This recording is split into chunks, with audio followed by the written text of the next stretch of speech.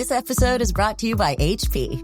Whenever you do your best thinking, the HP Spectre X360 is ready when inspiration strikes. With power save for battery life and focus mode to multitask, you can do your best thinking whenever and wherever it happens. The HP Spectre X360 2-in-1 convertible PC with Windows 10 saves battery life for whenever an idea hits you. HP Spectre X360, a more thoughtful laptop. New hot and iced Sunrise Batch Coffee from Dunkin'. A bright and balanced, full-bodied blend brewed so you can get summering from sunrise to sunset. And even after that, because that's when you can show off those string lights you hung in the backyard. Or rehung. Enjoy a medium, hotter iced Sunrise Batch Coffee for $2. America runs on Dunkin'. Price and participation may vary. Limited time offer. Exclusions apply.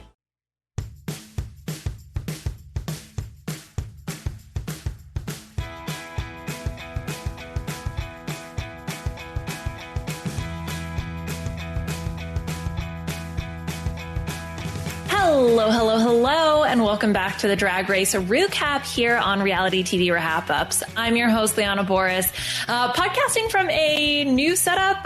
Puya and I moved. I finally got everything sort of together. We have no bed frame, so as I was saying earlier, we're very much living out our frat bro fantasy for now. Hopefully that will be put into a little bit better position soon. But do not fear, because guess what? We're all back, baby. Okay. So first, let me welcome in a woman who was not with us last week, but is here now. That is the great Beth Dixon. Beth, how are you? I'm back again. Got more hell yes. Oh, okay. No, but seriously, I am doing well. I'm so excited to be back. I missed you both last week. I would have loved to have chatted all things Drag Race with you both last week.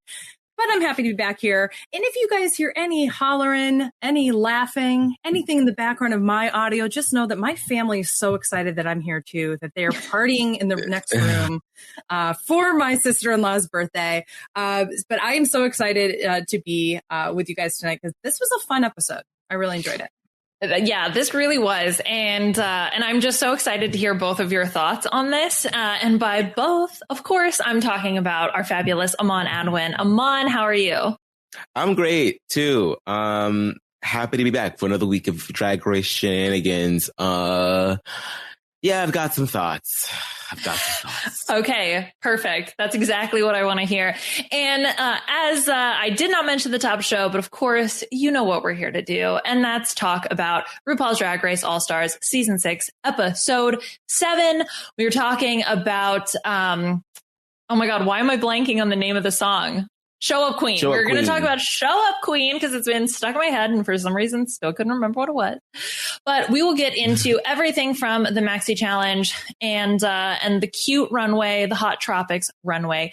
But first, Beth, do you have any thoughts on last week that you want to share? Anything top of mind? I'm like, that it feels like a gajillion years since last week's episode. So if you don't remember, that's also cool too. I'm also like fully trying to remember which one was last week's episode. Yeah. The pink table. No, it was there was the acting challenge. I will say this. I love Kylie. In no way should she even have been safe. I'm sorry. She should have been in the bottom. I don't know how she won. I love her very, very much. But that should have been Jan or Ginger winning that, like hands down for me. I'm excited that she got a win. I'm not mad at it. My theory is that they wanted her to lip sync Christina Aguilera, and I was happy for that. My eyes were happy. So that's fine. But those are really the only big thoughts I had about it. Yeah, fair enough. Now that you're mentioning, I'm like, oh yeah, the acting challenge. No wonder I blocked that from my memory because it was so bad. Okay, I'm dying. Okay. Well, guess what, Kylie? We were all dying watching you steal that win away. But I will say, unfortunately, I do think that once again, I think the right queen went home in this one, and love Akira, but this just wasn't her season.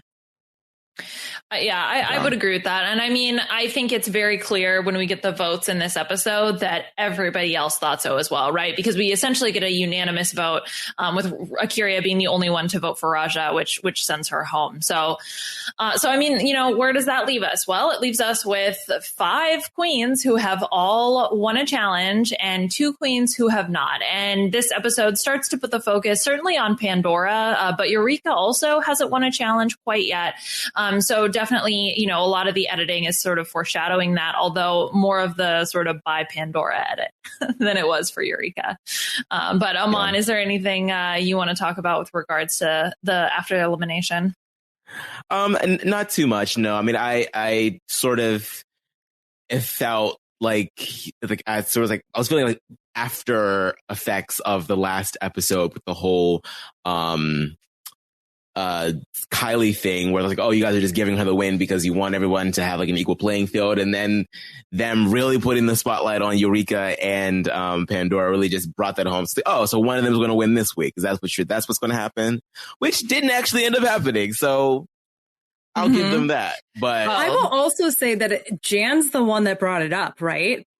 So I was like, is this foreshadowing that Jan goes home? And Sure spoiler enough, alert. May have been the case. Well, I mean, with regards to the leader in the clubhouse, if you will, you know, they talk about like, well, if, you know, Pandora Eureka doesn't get a win, then we're going to have our first queen to win 2 challenges. And this is where Trinity K. Bonet ultimately is the winner of the challenge, sort of steps forward as this, at least what the girls talk about as this potential front runner, which is interesting because I just, maybe it's the editing, but I just see Raja winning this season. Like this is like so niche, like edgic of it all, but like I can't help but see a Raja win, and that's all my brain can focus on. So even though Trinity's won 2, Beth, I'm just like, I don't know, my brain can't handle that. No, I think you're absolutely right. And I think part of this is because, once again, like the edgic idea that you're saying is because we see confessionals. We see what the editors are trying to say as like the story arc of the season.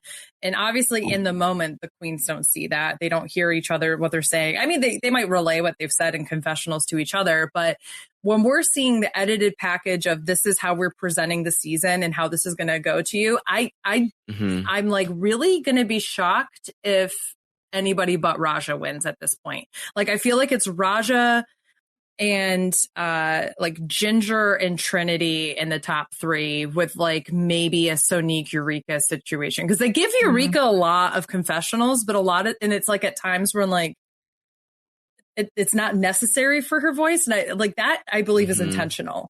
You don't just put someone in there just for fun. I mean, Eureka is a fun personality this season. I will say that. So that's nice. But I don't know. I feel like those are the top 3 right there for me are going to be a Ginger, Raja, and Trinity situation, I think, just purely based off of edgic reasons. Right.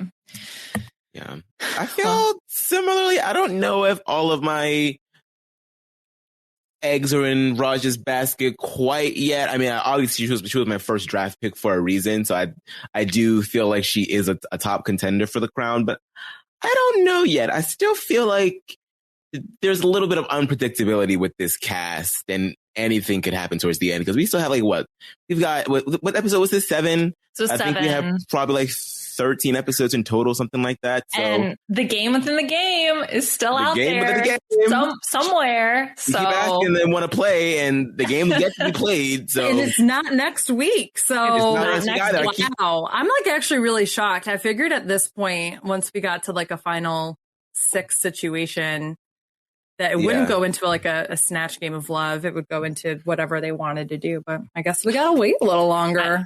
I mean, I have to imagine it's the week after, because you have. I probably said that last week also. So who knows at this point. Well, if how many really are left? 6. 6 are left right now. Yeah. 6 queens are left. So then that would make, if one more gets eliminated, right? So then it's 5 and 8. There's 8 queens that have been eliminated. Yes. Do my math? 13, right? There's 13 queens this season. So that's 8 queens facing off potentially to come back in. I mean, it's not enough for like a pair system anymore. I have no idea.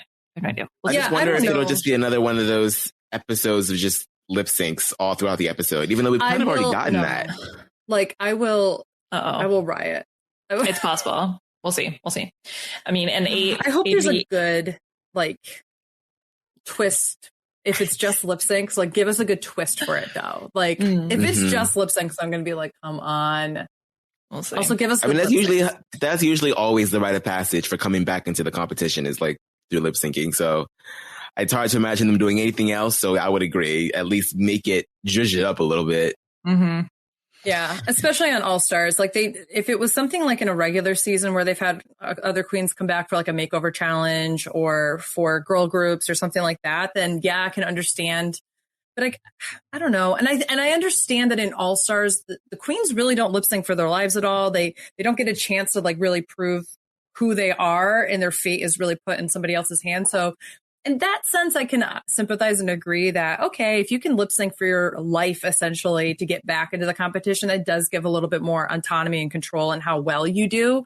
But whole episode would be a lot. Oh my God, Serena Cha-Cha lip syncing her way back into the competition. Like, what? The audience wins the draft, baby! Oh my God, I would die. Okay, well, look, we'll see what's going to happen in, I guess, a couple weeks, 2 weeks. But let's talk about what happened in this episode, because next day in the workroom, first of all, before we get into the main challenge, I just have to mention the gayest camouflage that Ginger was wearing, because that was so funny. And then later on, Beth, when Ginger was doing the thing, I was like, oh, Beth's going to love this. I was like, that's so funny. I was eating it up. Yeah. I love, somebody made a TikTok of it, and I'm an international super spy. Like, it was so good. I was here for it. I was like kind of shocked how like well it actually was camouflaged. Yeah. For a second. I was like, I couldn't see her for a second. I was like, damn, it's working on me. Yeah, it really did work. And then Kylie also had a shirt that really made me laugh. It was like, it looked like the Dare shirt. The like, the drug, whatever. Yeah. But it said, you don't need drugs to be dope, but it helps. I don't know. That just made me laugh. I was like, all right, this is an episode for like fun little fashion things that I'm here for it. It's fine. Okay. The Maxi Challenge. Yes. Let's talk about the Maxi Challenge. So this week, the queens had to write and perform an uplifting drag anthem called Show Up Queen. And they were split into teams, which honestly felt a little unnecessary given ultimately the way that the song went. Cause I thought they were going to be, they were all on stage at the same time. So, but all right. With Kylie and Raja being our two team captains. And then we had a schoolyard pick here, Aman. What did you think about the way that this went down? Well, obviously Jan's going to be the number one pick because it's a singing and dancing competition. So that made a lot of sense to me. Who was the other captain?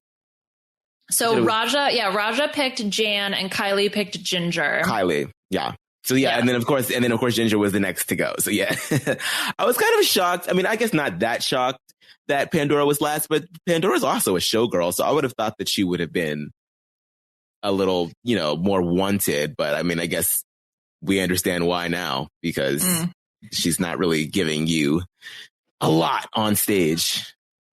Yeah, I think of Pandora as more of a campy showgirl solo act kind of person, not like badass girl group member. Right. And like you said, like we find out very quickly why that's the case with her inability to really do choreography and just being like, just not. Can I just say, I feel like Pandora's just not been in it this entire season. Like, I feel like she's just really coasted. I'm not really seeing a lot of heart and soul from her. Like the only times we see any kind of vulnerability, it's really like in a confessional. And even then it just comes off as just kind of bland. And I don't know if it's because her voice is slightly monotone or what it is, but like, it is just, I'm like, give me more.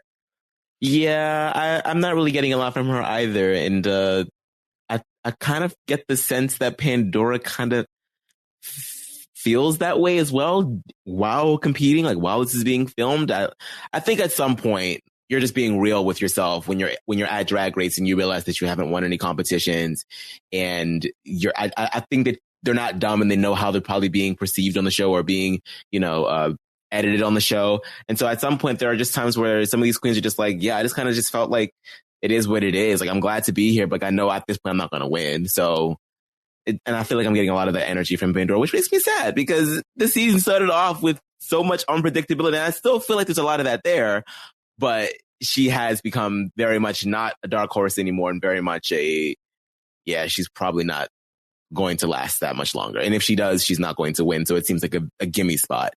So. Mm-hmm. She sounds over it.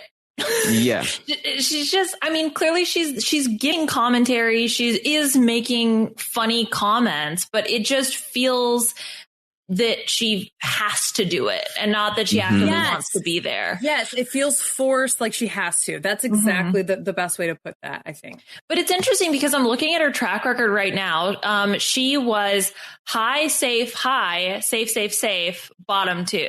So even though she had kind of those 2 highs early in the season, I'm sure having now 3 weeks of being safe, maybe that feels like, what am I not doing that the judges aren't connecting with? And it's kind of different from Jan, where Jan is getting feedback and getting critiques, whereas Pandora is just, safe. Yeah, so they just keep sending her back. Scarlet. Yeah. I mean, Scarlet was basically only safe until she was in the bottom, and then she got sent home. Mm-hmm. Yeah, so I don't know. We'll see what's in store for Pandora.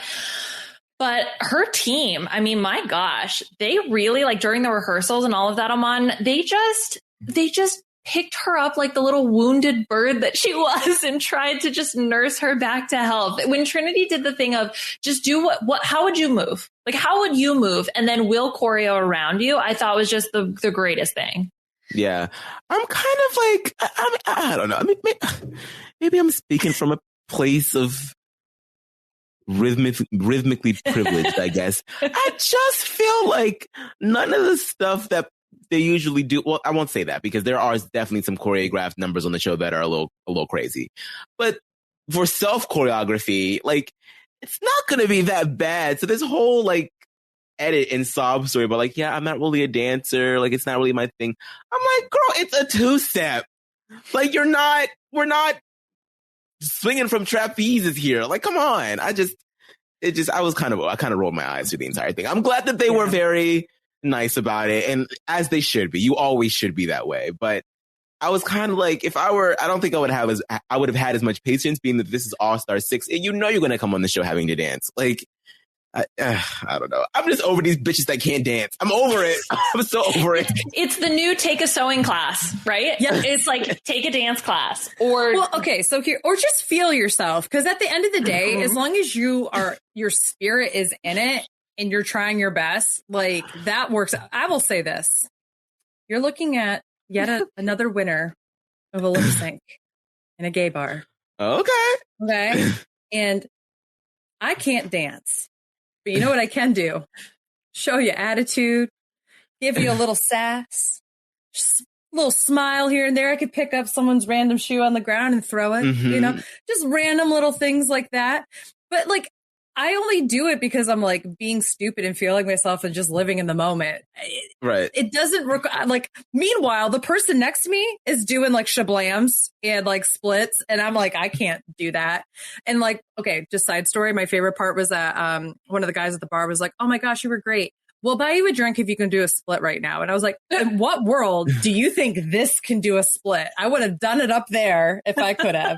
You were saving it for the free drink. I was like, you're right. I saved it for you, random guy number 1. I don't know. So, but like, that's the whole point, though, is that I really feel like Pandora's holding herself back. And we got this little bit of critique from Michelle Visage like a week or 2 ago, where she said, I know you, and you are not someone who holds back in real life. And she meant that she was holding back for that performance, but I really feel that like she's been holding back for the entire season. It manifests in this particular one where she's just really in her head. I do love that her teammates lifted her up, but like you said, Liana, this really ended up not being a team performance. So good on the queens for lifting her up. I would have left her in the dirt. I would have been like, okay, girl, individual competition, all stars. I got to do this. Yeah, exactly. That's the thing too, is that girl, bye. Like, someone's got to be in the bottom. It's not going to be me. So it can be you. So I'm going to do harder choreo that I can do, but you can't do. So you look like you're out of it. You know what I mean?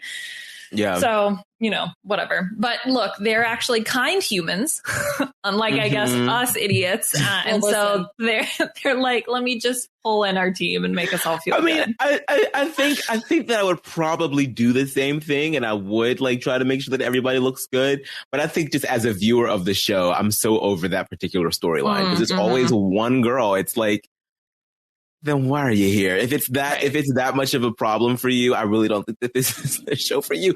But then again, it's TV and you have to have people that are good at certain types of things because then it creates levels to this shit. And, it just makes it a little bit more interesting. I guess for me, I'm kind of over that storyline. Like, okay, you can't dance. All right, well then bye. Like, listen, we're all too obsessed right now with Big Brother and the cutthroatness that comes from that game. And we're just like, we want the show to be so much like that, where people are like thinking for themselves a little bit more. But yeah. Well, I mean, the other group, Ginger's group with Kylie and Eureka, that was a lot of thinking for themselves because it felt like everybody had an opinion there when they were doing their rehearsals. So I guess maybe there is a little bit of both in this season. Which I will say this again. This is the best All-Star season we've had in a while, I think. I personally was not a fan of 4 and 5. Well, I was a fan of 5. I didn't mind 5. 4, I know a lot of people liked it. I just didn't. And All-Stars 3 was okay. I'm not as mad about it as other people are, but I just feel like this is one of the strongest All-Star seasons. And a lot of that is because of the cast. And so part of who they are is that they're people have stepped on them in their careers, whether it's post Drag Race or because of Drag Race. And I do appreciate that they're coming together to try to help each other out because they all have the confidence to know, like, I'm a fierce bitch. So, yeah. What do you know about Dr. Dunch? Based on the unbelievable true story. I can't make sense of this. Dr. Death. Dunch has 2 deaths that we know of. Starring Joshua Jackson with Christian Slater and Alec Baldwin. I am going to fix you. All episodes streaming now, only on Peacock.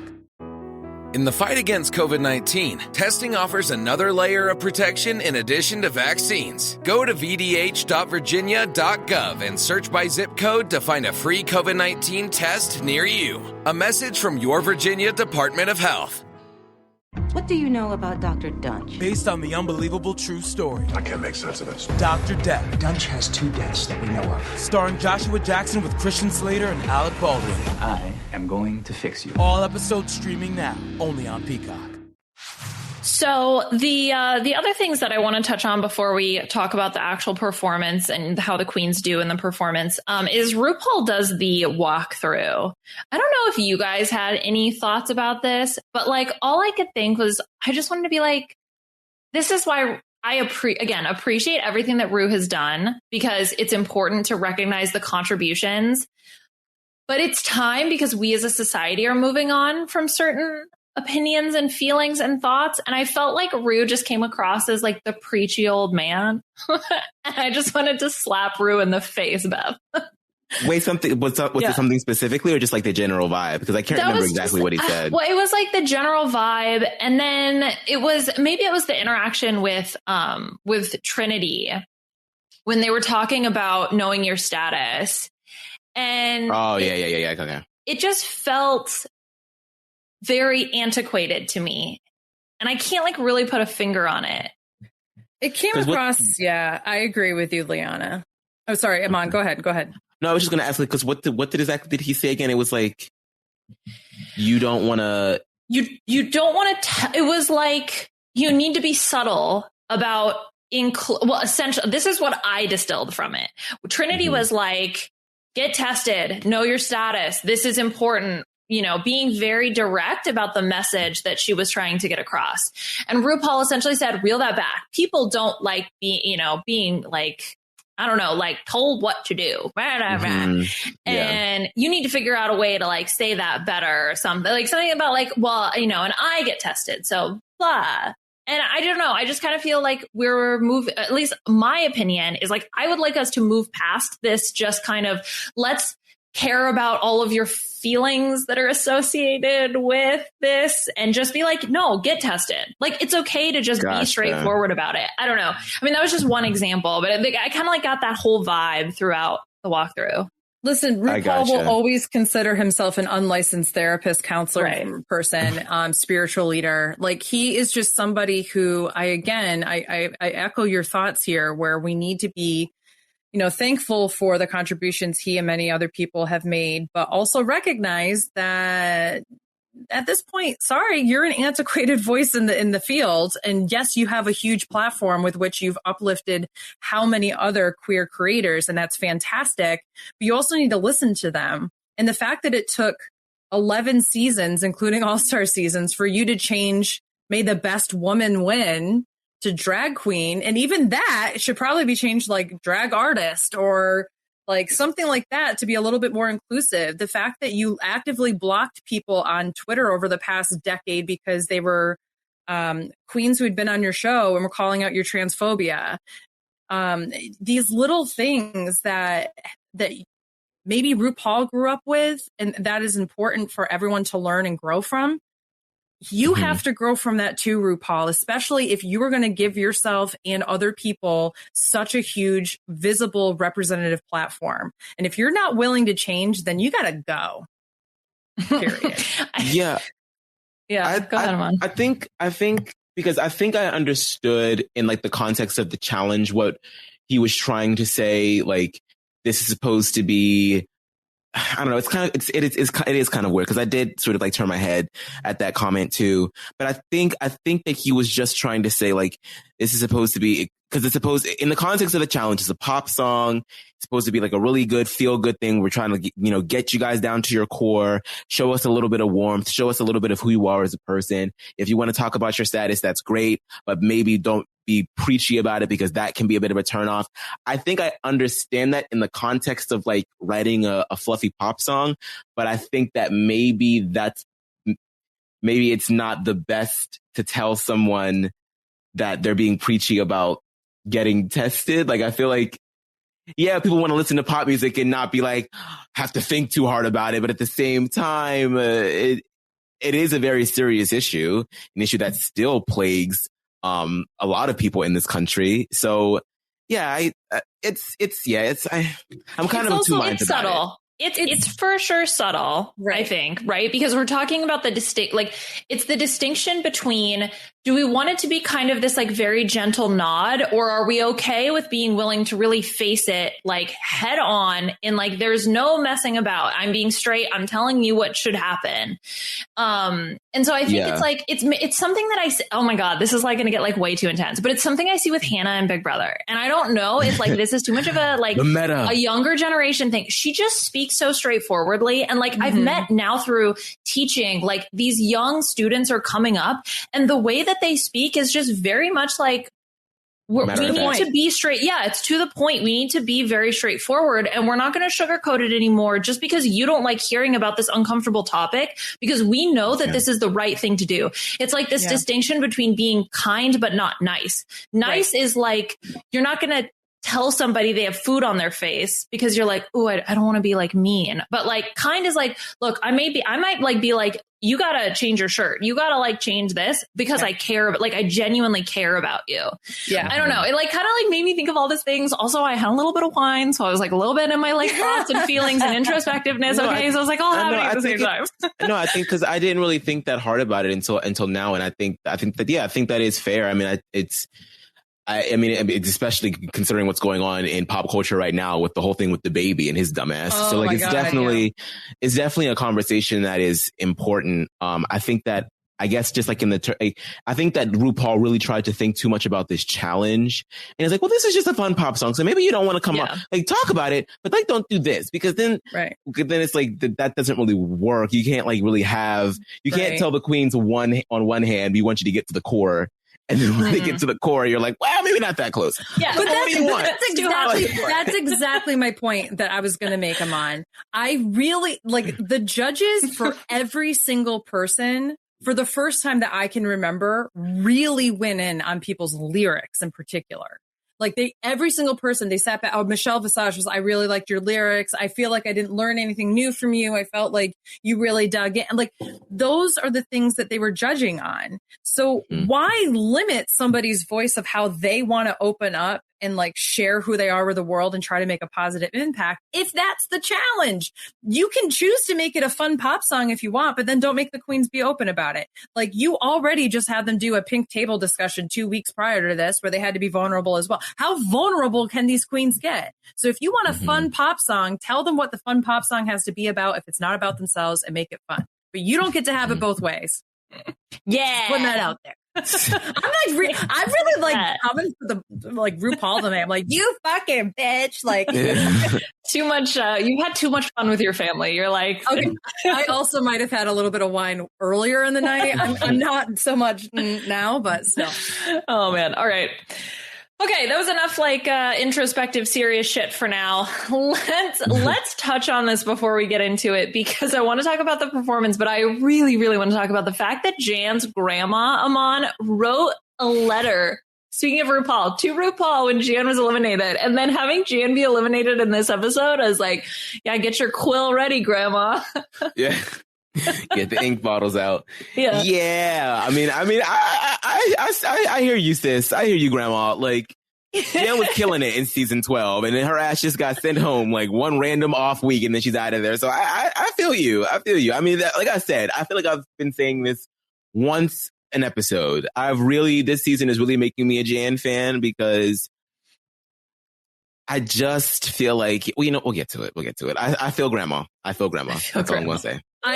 I had flashbacks to my own grandmother. I interviewed at her alma mater for my first job, and I ended up not getting the job. And she wrote to the school and was like, I am never going to give again. And I was like, whoa, grandma, I don't want that happening. I want to work in higher education, and that's going to get around. It's like, let's not burn bridges now. Could you not do that? That'd be great. No, but I mean, it came from a place of love and all, but I was like, You like get blacklisted at all these other places for higher education. I like honestly felt like it followed me around like a black cloud, because it was like at one like a small private liberal arts school in upstate New York, and I was like, oh my gosh, every other small private liberal arts school in upstate New York is not going to allow me. They're all good. They're all good. Oh my gosh. Okay, so let's get into the show queen performance. So I didn't pull images of their looks from the challenge, but I do have the looks from the runway.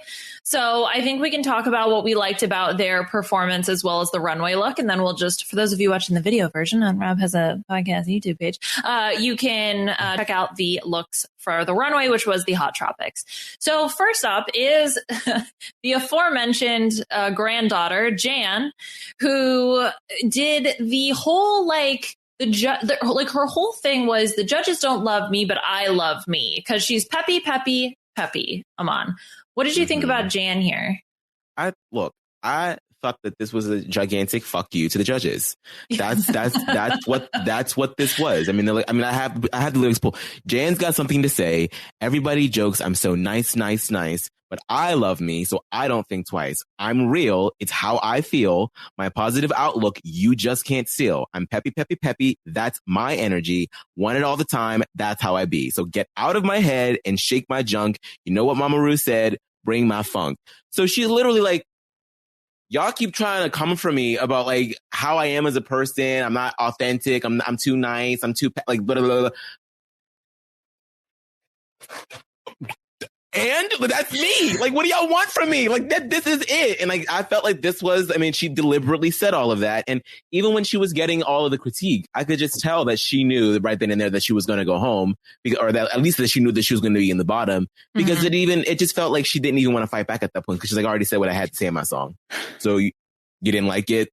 It is what it is. So look, I'm glad that Jan has been so gracious this entire time. I'm glad that she has been on Twitter, tweeting in support of the show, whatever. I don't know how much of that is contractually obligated. If it's not, then good on you, sis, because I would have had so much shit to say about these damn people. But then, maybe she's not trying to get blacklisted. Maybe she's not, her grandma's done enough. So I guess she'll just leave that to her. But I'm just like, look, I'll fight for you, sis. I thought that this was fine. Maybe, yeah, you can maybe the judges can still come with this critique of, oh, well, that wasn't really the assignment. We wanted you to talk about something else. I was like, well, if this is her experience on this show, because she's been doing this she's been playing around with y'all for like the past year now, because she went from season 12 immediately into All-Star 6. So she's been fucking with y'all for like the past year. This is her life right now. It's y'all coming over here telling her that she's not. I'm ranting. Okay, I'm done. No. I'm here for it because I'm on the same page as you. I truly think that like her lyrics are fine. The only thing that I agreed with the judges was I did feel like she kind of faded a little bit in the performance aspect in the background, only because in her group, Trinity and Raja were just so much stronger. The clear bottom person in this challenge was Pandora. Like for me, that was like the clear, like, I hate to say this word, but she was the clear loser of this challenge. Like she really was. Jan, I think, was just a casualty. And the fact that this many people voted for her, including Trinity, was like a little shocking to me, to be perfectly honest. I mean, it's, and I don't have a problem with that because, girl, at the end of the day, you are still a threat. Maybe the judges aren't acting like you are, but you can still sing in dance circles around half these girls. So she's clearly a threat. So I didn't have a single problem with any of them voting her out. That's what they should be doing. But the fact that she was in the bottom to begin with, like, it's kind of like when she was having that conversation about like being in the bottom with Kyria and somebody else when all three of them were. She's like, I think it was just an unfortunate situation. This week that's called for. Like last time, maybe not. This one, yeah. Like that's how the cookie crumbles. I feel the same way, except for I went through and I was really like, I can't put anybody else in the bottom. Like I can see why Jan would be in the bottom, but she in no way deserved to go home. Strategically, absolutely deserves to go home. So she just said fuck you to the judges. I think that's what it really is this time. Like honestly, and I'm here for that. I'm here for her saying like, you want me to be vulnerable? Well, I tried being vulnerable on the stage a couple of weeks ago when I cried, and RuPaul basically does that. Okay, that's nice. Next, and like which incidentally should have been a clue for her to maybe not do it as her lyrics. If RuPaul wanted to talk to her face to face about it. And RuPaul, like, I mean, I don't know how much of this is editing, but like he's usually the judge that says the least during deliberation. Like like all the other people will talk and then he'll maybe get like something in there at the very end. It just felt like he really much knew what he was doing when he said, you know, everything was great, Jan. It just lacks soul. I'm like, okay, so this shit again. It's just like, what do you guys want? I'm going crazy. But that's the thing is that I feel Jan must have felt the same way because I just couldn't imagine when I put myself in her shoes, hearing those critiques week after week and just being like, you want to rip your effing hair out. Like, that's how I would feel. I would just be so much at the end of my rope with all of them. I totally get why she did the lyrics she did. I totally get it. Her response when she was hearing her critiques, like I just felt like I could see it in her eyes. That was just this again, like, just send me home. Just send me home. Like, put me out of my misery and just send me home.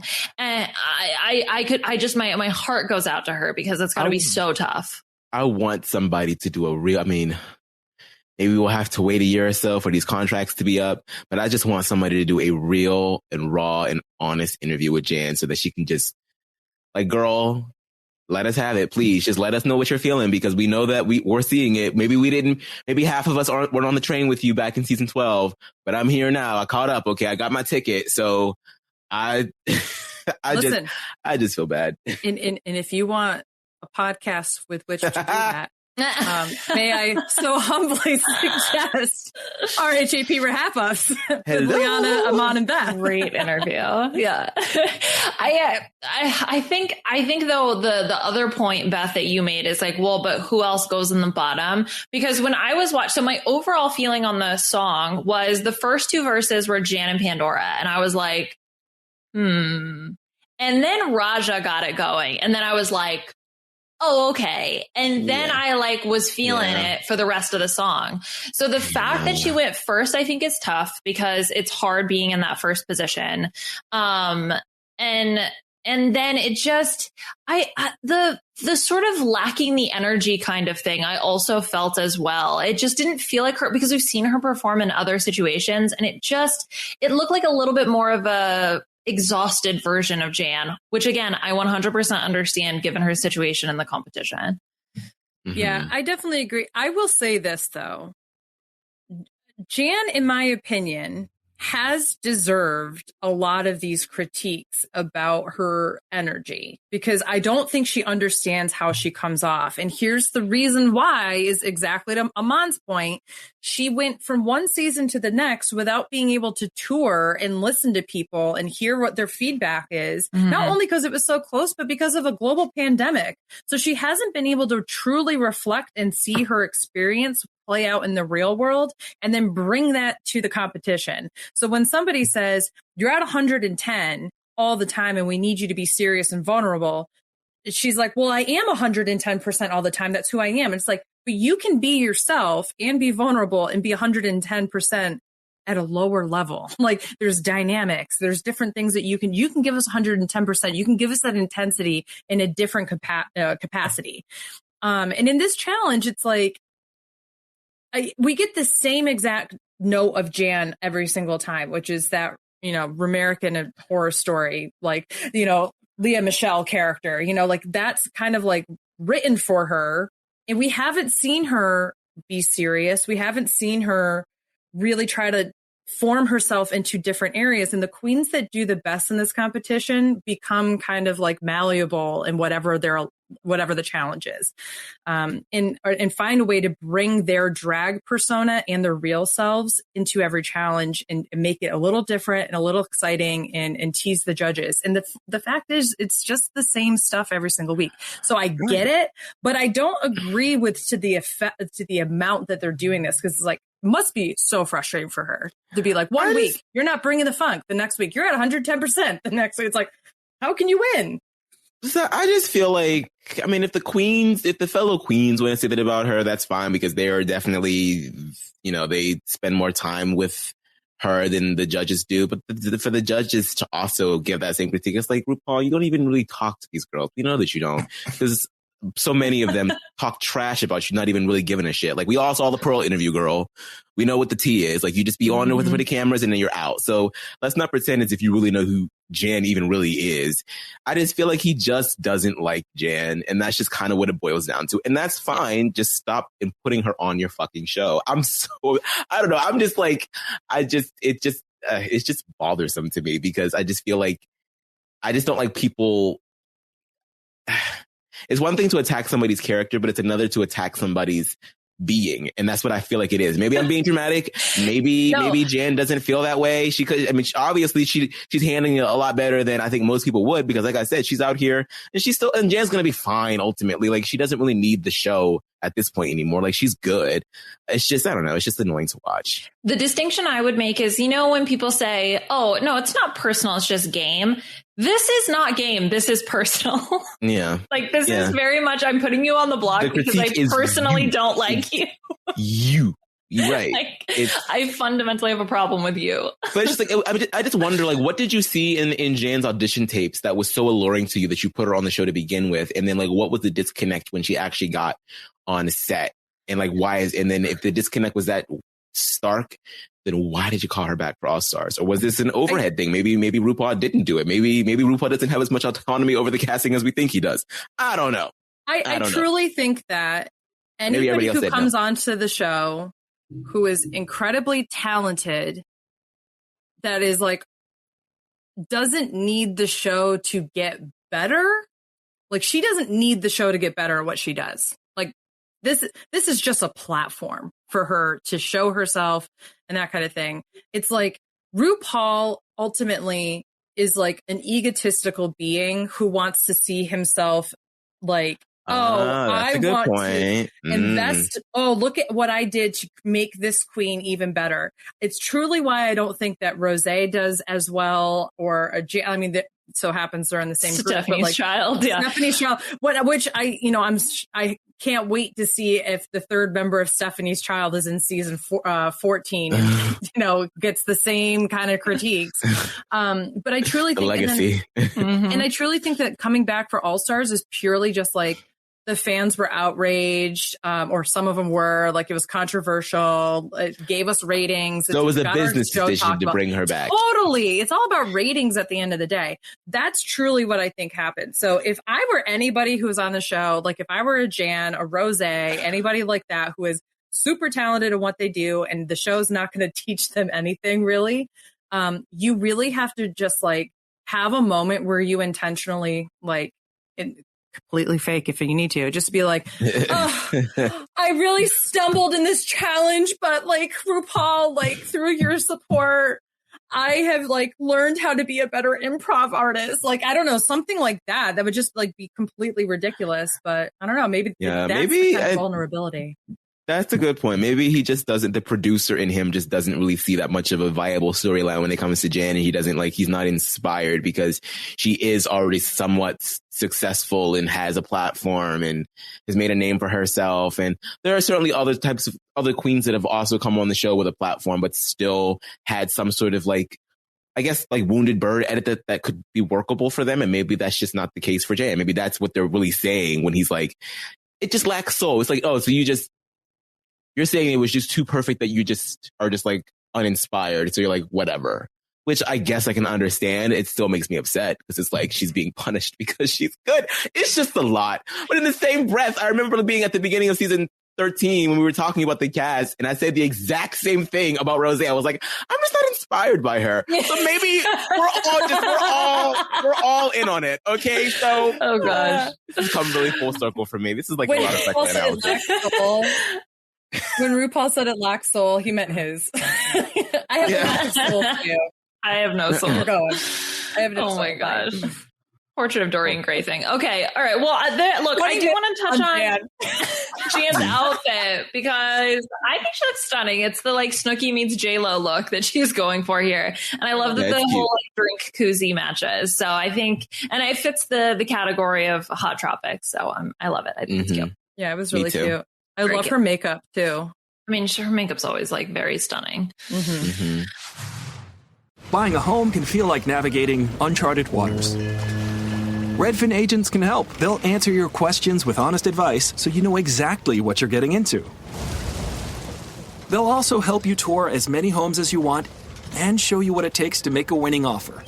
With a Redfin agent on your side, you can sail straight to your dream home. Local expertise from Redfin. That's real estate done right. Tour subject to property and agent availability. Virginia Office Falls Church, VA. 844-759-7732. It's the start of August, and it's a great time to become a patron of RHAP. Right now, we have more patron-only content in the Patron podcast feed than we've ever had before. We've got 2 Big Brother exclusives for the patrons. One, where we take your calls talking strategy every Friday with Taryn Armstrong, and then another when I'm talking about all the Big Brother nonsense we can't talk about on the recaps each week on Mondays when I host The Slop. Plus, as the top 40 countdown reaches the greatest seasons of all time, you won't want to miss our patron-only feedback shows, answering all the top questions we can't get to on the weekly countdown. Nicole Sesternino also stops by each week to talk about everything going on behind the scenes here on the Patron 5 for 5 podcast too. And in addition to all the great patron-only content, you can get to know the rest of our RHAP community in our patron Facebook groups and Discord. That's just some of the perks available when you choose to help support content like this. When you visit robhasawebsite.com/patron. If you've been on the fence, now is a great time to give being a patron a try. If all the content is too much for you to handle, there's no commitment and you can cancel anytime. Hope you'll join us for all the fun this August in our patron community at robhasawebsite.com/patron. That's robhasawebsite.com/patron. All right, we need to talk about Pandora, who was the other queen who ends up in the bottom, who I would agree, I think ultimately did the worst of all the queens here, because I felt that although she was trying to recapture the magic of her first song, Beth, it just didn't work here. No, I understand trying to recapture the magic of your first song. What you should have done is captured the vulnerability of, I don't like talking about my body, but I've had to do that. I don't like dancing, but I have to do that now. And just think about how easy it would be for someone who is so campy to turn those into lyrics that is vulnerable, true to who she is, but then she can literally do whatever the hell she wants on the stage, making fun of herself in that way. that's endearing and funny and exactly who she is. She just, in my opinion, she went the exact wrong way with this. Mm-hmm. If you know you're going to struggle with this challenge, there's no better time to create lyrics that allow you to just make a fool of yourself up on the stage then and do it well. And it will come from a place of vulnerability. You can absolutely, being vulnerable doesn't mean that you have to like be super, super serious. It just means that like, I'm going to make some, like, look at the pink table challenge. Like Eureka was really vulnerable, was hilarious about talking about, you know, being a bigger person and what that does and means for their sex life. You know, it's the same thing here. I just really wish that she had gone a different direction and embraced the things that she's insecure about, and could have made it really great. And I just feel like she just didn't do it all the way around. Yeah. But I do like her outfit here. I think this is a really cute, like 50s housewife on vacation. I love that the luggage matches. I love the shoes. I, for some reason, never picture Pandora wearing shoes like that. I don't know why. I don't know why. At first, I thought you were going to say just like shoes in general. And I was like, what? I always imagine her barefoot, like those little barefoot shoes. Yeah. And I love the hair. The hair to me is like so beautiful. But I don't know. I just challenge itself. I mean, she was just so clearly the person who did the weakest all the way around for me. Mm-hmm. Yeah, it just wasn't, the lyrics were very bland. And I mean, it seemed like that was like the crux of the challenge here was we really want to hear you guys go deep, and the lyrics didn't really go deep. They were very, very surface level. And she talked a lot about, you know, how she's had such a big problem with talking about herself because of the fact that she's had to hide a lot. And I definitely relate to that. I mean, I feel that. I mean, I just came out to my mom this past year. I'm 27 years old. So like, I totally understand that it takes congratulations on that. That's like absolutely good for you. Such a big step. And I'm really proud of you for that. That's Thank huge. you. Thank you. So I totally understand where she's coming from. But in the same breath, I mean, I want to have sympathy for that, but at the same time, you are on TV and you got to play the game. And if you're not willing to play the game, then your insecurity might end up sending you home. And that's just that's just the sad reality of it, you know? Mm-hmm. So I feel it's like the exact opposite of the Jan thing. It's like Jan is so much of herself that they're done with it, but she's like not enough of herself and they're done with it. Oh, what a balancing act, this show. I can never be on this damn show. That's what I'm coming to realize. It's so much. It's so much. Yeah. I mean, I think that if she had done maybe one of the ha-ha-has at the beginning, that would have been fine. Like a little one, like a little callback, right? Because we've seen other queens do that where it's this very small callback to something that they've done previously in the season. And I always think that's cute. But unless you're Nicki Minaj, you can't take two bars off just to laugh. Like you just can't. And then the other lyrics, right, were very surface level. So unfortunately, I actually thought Pandora was going to go here because I think while the look is adorable, I actually love the silhouette. I love the colors, the hair, Beth, like you pointed out. I'm beginning to become a little bored. This is my elitistness of like, I know she's going to do something retro. I expect kind of this like 50s housewife kind of thing. And I love that she has a very clearly defined style, but when you're prepping for a show like Drag Race, you got to have that versatility in there. And I'm just not necessarily seeing that for her. So I did, although when she was up against Jan, I was like, oh, Jan's probably going to go. But I genuinely thought this could have been Pandora's week to go home. I also think like if it's not 50s, it's going to be 80s. Like she does 50s or 80s. Like that's like her jam. And I think that Pandora suffers from not evolving in the way the show has evolved. Like the show has really turned into a fashion moment, right? When yes, the runway has always been an important factor, but like if you compare the runways with season 2 to season 12, it's like completely different. If you compare the runways from All Stars 1 to season 12, like queens are coming on the show with like a whole bunch of money. And it's just, first of all, this is actually a huge issue with local drag queens. And so first of all, support your local drag queens and tip them well. But secondly, like a lot of people now go to drag bars as like assuming that every drag queen's going to have like $10,000 like outfits and like custom designed outfits and not something off the rack. And I'm like, that's just not what it is on this particular show. Yes, we do have queens who are crafty and can make things, and that's great. But like, the reason why they're on this show, if they had that kind of money, they probably wouldn't even be in that bar.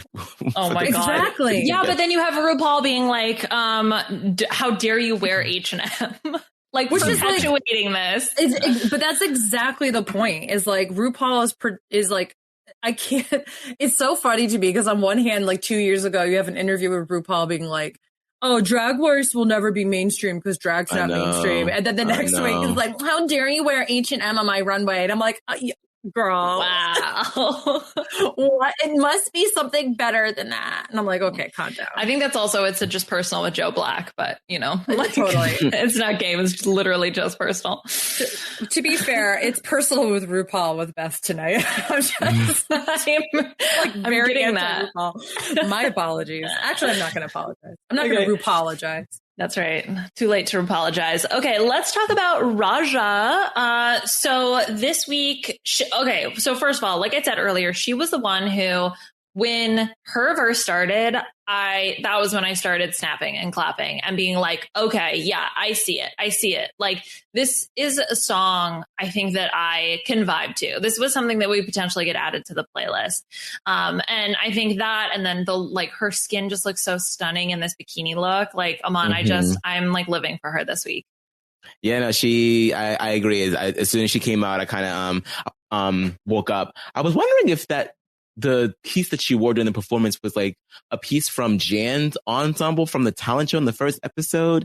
I don't think it was though, but that's what I kept thinking. Anyway, yeah, no, she looks lovely. I do sort of, at first I wasn't really a big fan of this look, but then the longer I looked at it, I was like, oh, okay, I get it now. Like, I think that it kind of came off a little bit too mismatched to me in the beginning. It was like kind of like a busy type of bikini. But as I looked at it, like through Untucked and everything, I was like, oh, okay, I'm seeing the vision now. So yeah, she definitely looks gorge. Gorge. Yeah. I think what have made it better is if like the trim all around like the bikini area and like up on the legs and such also had that other pattern on it. I think that would have made it just a little bit stronger. For whatever reason, it comes off as like baggy and unfinished in the bottom. And I don't know why, because it does fit her well, but it comes across like that. So I think if it just had a little bit of that other pattern around, I think it would have been perfect. And then if the top piece had been patterned with the like checkered portion, I think that would have been kind of cute. But I love this. I think it's really cool. I love her hair. I think this is really cute. And like you said, that skin is, and that performance, like, I thought I think what won Trinity was the outfit, but I really like Trinity and her for me were like the clear top two. Yes. And I think that Trinity's outfit, and we'll get to it, I think was definitely much stronger. So this is the thing, is like my real life thoughts as watching is I had them as my top two. And then as soon as Trinity came around the corner, I was like, okay, sorry, bye Raja. Because we'll talk about her look, which was, oh my God. Yeah. Amazing. Not only just the look, but then the runway performance of it all, Aman. Oh my God. Amazing. Yeah, she sold it, because it's one thing to come out in something really extravagant and kind of relying on that sometimes, but no, she gave it to you as well. So this was definitely one of those jaw-dropping moments on the runway for me this season. Yeah, I enjoyed it so much, and yeah, she obviously killed her. I mean, she was a choreographer. It all came together because of Trinity. So this was definitely hers to win, and I'm glad that she did. She's the first one to win too. Yay! That's so exciting. Deserved. And considering that she almost went home in the first episode too, like, I mean, not really. Foghorn Leghorn.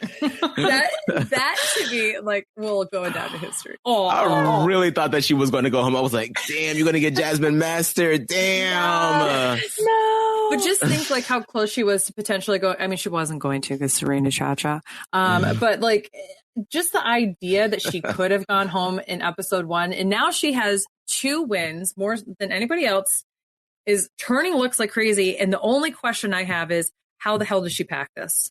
It's the same thing with like Courtney Act's wings. How did you pack this? You were those are these fold down. Like they flew there with those. That is from Australia. I have no idea. Yeah, I am just obsessed with this look. And then for the lyrics, she has the one lyric that's stuck in my head after watching it for one time, which was I'm a bad mamma jamma from the South. And like the way that she says it and like points down, I loved that moment. I agree with the judges so wholeheartedly for her. Like, this should have been the win. I'm happy that she was the winner. That sits right with my little heart. Mm-hmm. And I will say this too, for those of us who have been big champions of TKB since season 6, having her win 2 challenges on the 2 of the challenges she really struggled in season 6 is so heartwarming. And like, yes, like I'll never forget like, Eve and who was the other rap artist who was the judge that week working with the queens and them being like, I can't think of her name. I could see her face, but like just having her sit there and just like be so defeatist and like, sorry, I suck and like all that kind of stuff. And now having her come out and take notes and direction from the music producer and like just be able to turn it and then have killer runways like she always has. I mean, and honestly, this Show Up Queen song was very Beyonce-esque and her element at the very end of the day. Loved it. I just loved. Her waist was snatched in that performance too. Goodness gracious. Ooh, it sure was. I think Trina was the other rapper that was there. Yep. Okay. I feel so happy to see her succeed. I'm very excited. Let's talk about Eureka next, so it was almost like the whiplash that I felt from Raja coming out to then seeing Trinity to then having Eureka come out in a bodysuit holding a beach ball. I was like, oh, this is so boring. Yeah. I was so spoiled by Trinity.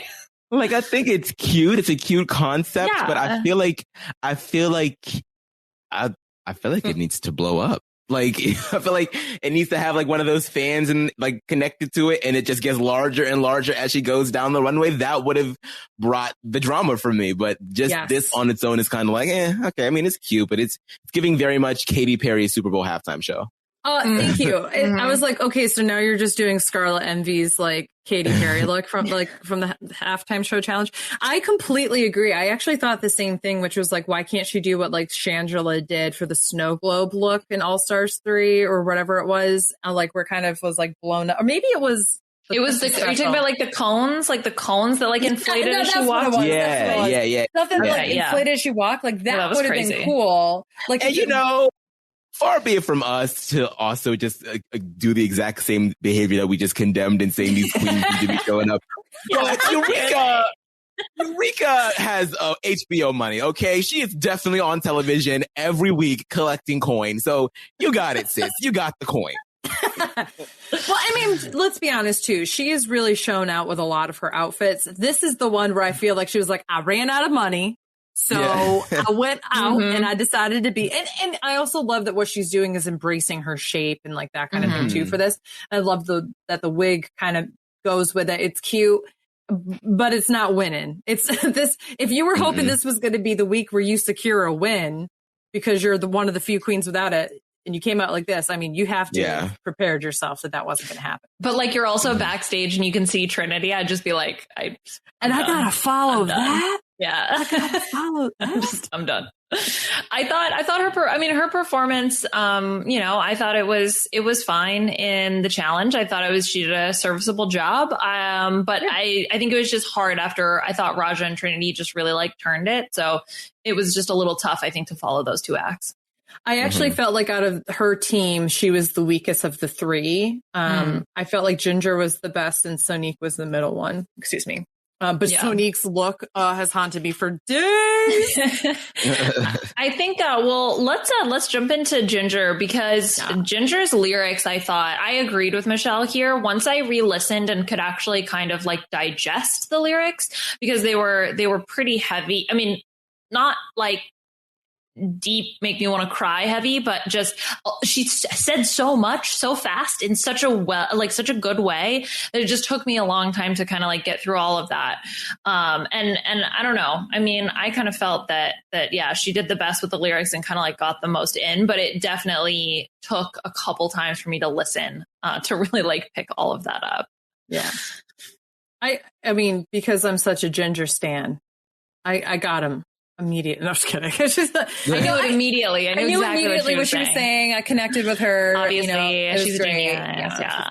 Mm-hmm. No, I know. I definitely agree with you. I think that she had in my opinion, she does have the best lyrics in terms of what the challenge was supposed to be. But in terms of performing them, I still think that Trinity and Raja did a better job. We got the Ginger-isms. And like I said about Jan, about being one note, and we know what we're going to expect with Jan. We know what we're going to expect with a Ginger performance. And I don't hate it. I love it. I'm going to digest it. But this wasn't something that I thought that she would win for, if that makes sense. Yeah. So, yeah, I think definitely the most poetic. I'm looking at them now. Like the rhyming was on point from start to finish. Wrist, fist, lisp, gist, dist, missed, this, grits. Like she's clearly a lyricist. Yeah, so she's so smart. Mm-hmm. Yeah, that's true. Yeah, the like my balled up fist, like feeling my feelings in my balled up fist or whatever. I don't have the lyrics in front of me. But after the limp wrist, it just all worked so well. Mm-hmm. Very genius. And and then her look this week, Aman, was 30 something yards of fabric, I think is what she said. 35. Yeah, 35. It was. She had the misfortune of coming after Jan because Jan has such a similar look and I think a better one and a more elevated one. Mm-hmm. So this kind of felt a little underwhelming to me. I mean, she looks gorgeous in it, but yeah, I was like, oh, well, who wore better? Jan did, sis. Sorry. 100%. No, I totally agree. I would also, I hate when I would hate to be one of the queens that's like, I spent money on this outfit. And then you turn up and like, that person spent money on a better outfit of the same concept. Yeah.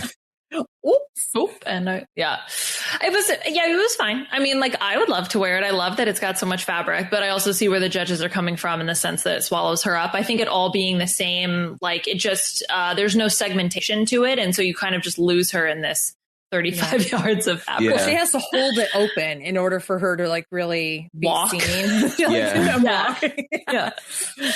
That helps. Last but not least is Kylie Sonique Love. So Beth, you've been thinking about this outfit. So give us your thoughts. Okay. So I've been thinking about this outfit. I was mostly thinking about that performance outfit. I don't know why. Mm-hmm. I don't know why. I found that so hot. I just sat back and I was like, ooh, Sonique is so hot here. Look at her perform. She's like a punk, like pop princess. I love it. No, she was really cute. And I thought that her lyrics were great. And she was much better in this challenge than she was the pink table vulnerability factor, for that challenge. I love this outfit. Head to toe, there's not a thing about it I would change. I love the straps of the sandals that look also like they're like exotic, like tropical, that they match what's happening in the gloves and in the bodice area. I love the feathers. I love her hair, the jewelry. Her makeup's always on point. This was a good week for her. And it's just that other people performed better. Like, it's not that she did poorly. I think that Raja and Trinity just did better. I think that Ginger's lyrics were just better, but she looked the best. If you had to say who looked the best in both challenges and put that together, she gets my score for that. Trinity gets my score for best overall look for the runway. But I think that she looked the best in both. In the performance, it looked like TLC. That was what she was giving me. It was like TLC, like chasing waterfall vibes with like the tight tops and then the like super baggy kind of like pant moment that was happening. Yeah. So that was my feeling. But clearly I love this like mask femme androgynous. Yes. I'm telling on myself now. All right. Well, Aman, what about you? How do you feel Kylie did this week?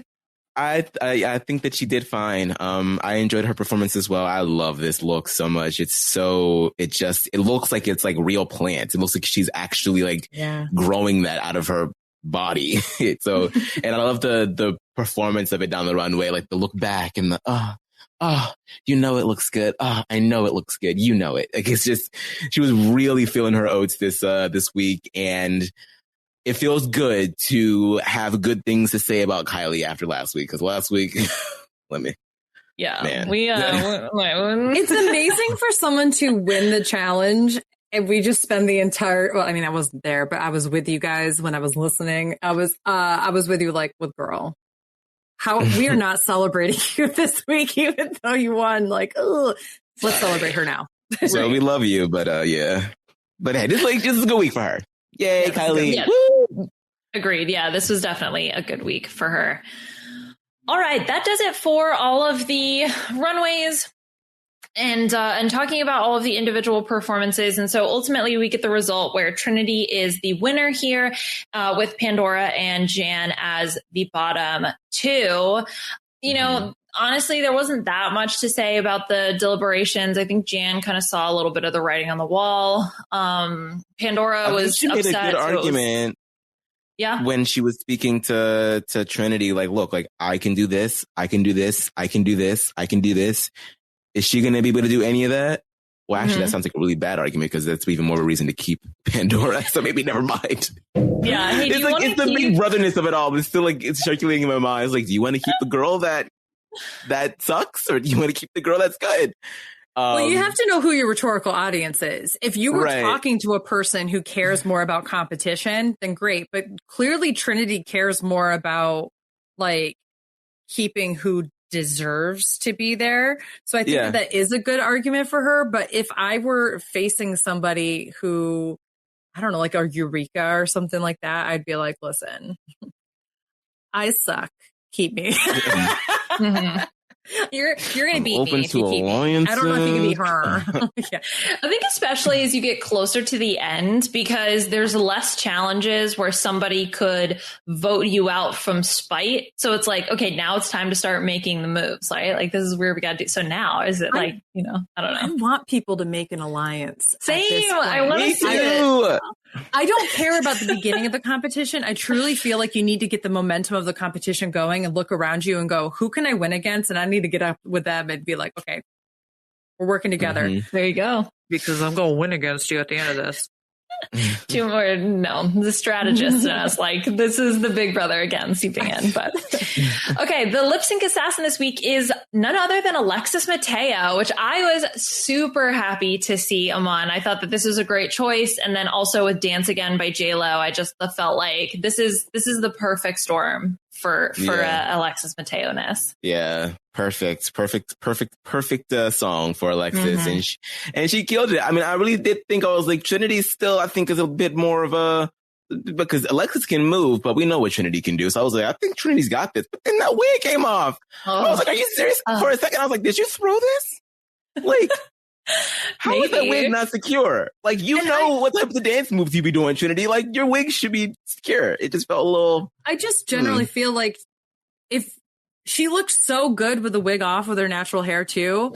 Yeah. If she made it look like an actual reveal or something like that, that would have been fine. But the fact that it clearly was like a whoops, there goes my wig. Like, you could see it all over her face when it came off too. It was just like crap. Yeah. You know, it was kind of like deer in headlights kind of thing. Then once she started working her natural hair, like you said, it fit. But that's so tough. It was it was the cat's already out of the bag. Like, they knew it was a mistake. She tweeted something about this, about like, I wasn't like thrown by it. You guys are reading too much into it. I'm like, girl, we looked at you and you were thrown by it. I can pause my television. Okay. I want to try to see if I can find it. She said, let me make it clear. I was not in the least bit messed up about the wig coming off. LOL. Did I want it to happen? Hell to the no. But in life, shit happens. I bet you Beyonce wasn't expecting to roll down those stairs that night. But shit happens. Not Beyonce. We're going to bring Beyonce into this. But I liked it just because I was like, this is a mess of a tweet. I'm here for it. But I love you. Okay, let's I don't want to like get us in trouble, but I'm like looking at the moment right now and she like holds her wig in her hands like as it comes off, and it's like she's trying to make the decision of whether or not she's going to put it back on her head or she's just going to let it go. So yeah, no way. Don't fall for that. Well, we have kind of a gag of an elimination. And I'm actually shocked that we haven't brought this up so far, because what ends up happening is Alexis is declared the winner and eliminates Pandora, which Rue seemed visibly upset. Okay, which one of our listeners pointed out to us on Twitter. Like, I can't wait for you guys to talk about it, because Rue just looked so upset that Pandora was gone, which is, again, like the second time this has happened when Jan's been up for elimination. Not to repeat ourselves so we sound like a freaking broken record, but like, Jesus Christ, girl, like hold it together. Like keep your contempt inside for someone who's on your show. It's like Rue literally looks like the Wicked Witch of the West melting. Not Pandora, but we know it's not Pandora. It's about Jan. It's about, I want Jan to go home.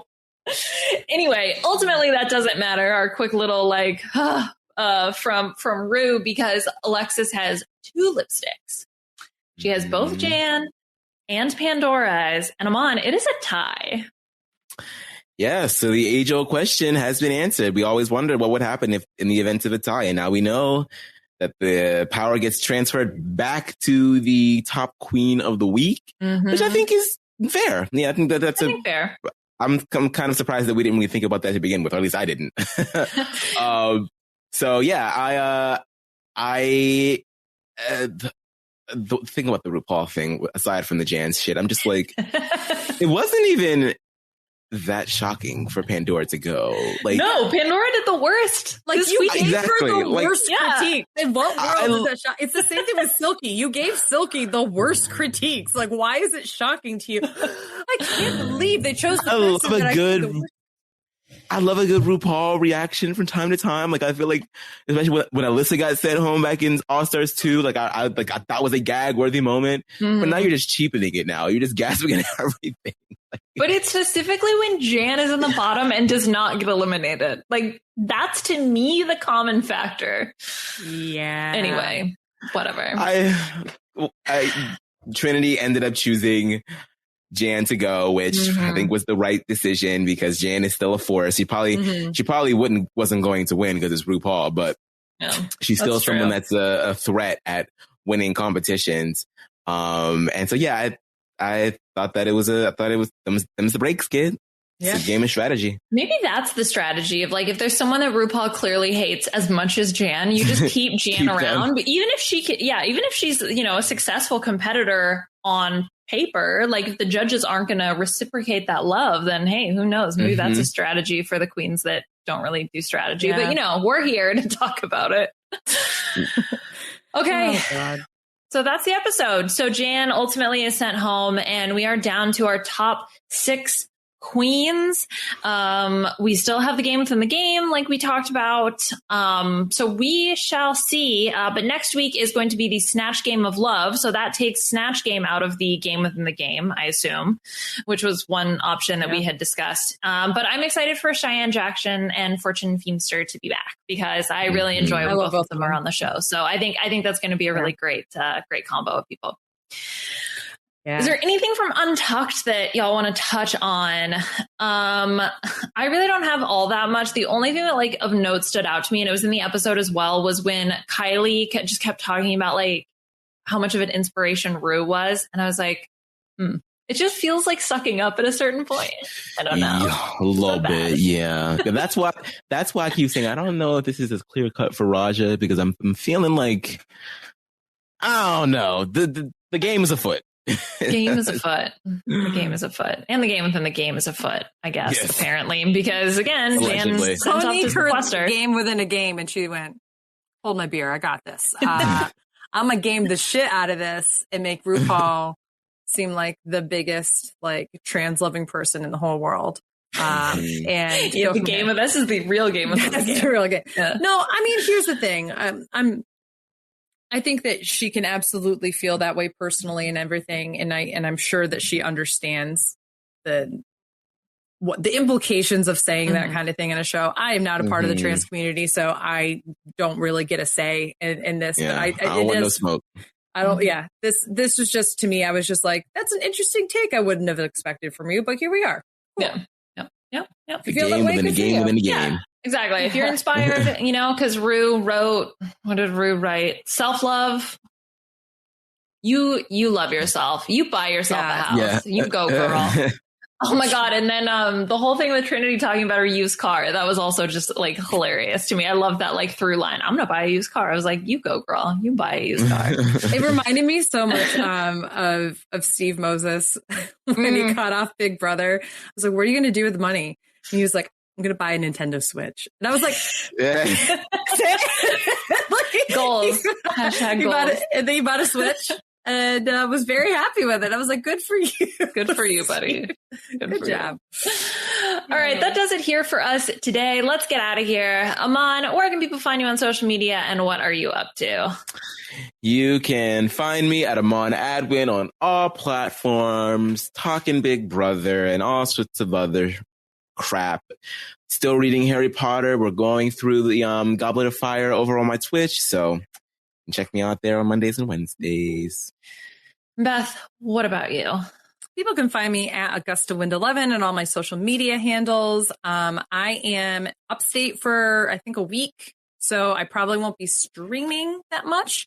Not that I have been doing a lot of that anyway. But you can still catch me on my weekly meltdown talking about Big Brother and just general nonsense. And then on Hot Mess Moments, where myself and Dylan Zahner, also known as Ape Dylan, are breaking down the first season of The Nanny and Lost.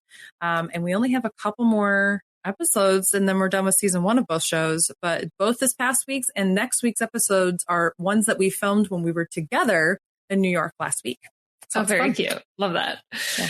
And you can follow me on Twitter at Liana RHAP. I'm finally have my clothes out of bags. So I'm excited about that. So I can sort of get back to normal podcasting life. And to really kick that off, we're going to be recording the RHAP BBB&B. Mike and I will be talking with, is he here? Aman Adwin is going to be our guest on the first main season B&B. Oh my God. Yay! Yes. I haven't been on the B&B, I don't think, since BB20. Yeah. Yeah, exactly. We were you were yes. Anyway, so we're very happy to have him on back, and we'll be getting into a bunch of shenanigans this week. Also, Lego Masters is, my sister and I are going to be recording this coming week because we have the next 3 episodes. Fox was weird and skipped a couple weeks, but we're finally caught up with the next 3 episodes. So that will be recording probably later on this week. So look out for that. Also, if you would like to become a patron of RHAP, this is the best time to do it. It is the beginning of the month, so you can get all of the wonderful benefits that come with becoming a patron, all of the extra podcasts for Big Brother, as we all talked about. It's very much Big Brother season, as well as access to all of the patron Discord and Facebook group and all of that funness that comes with the community. So definitely check that out. Yes, Beth. Listen, it's Leo season, which means it's extra. So this is an extra time to become a patron. Things are great. There we go. Extra. Come on in. There you go.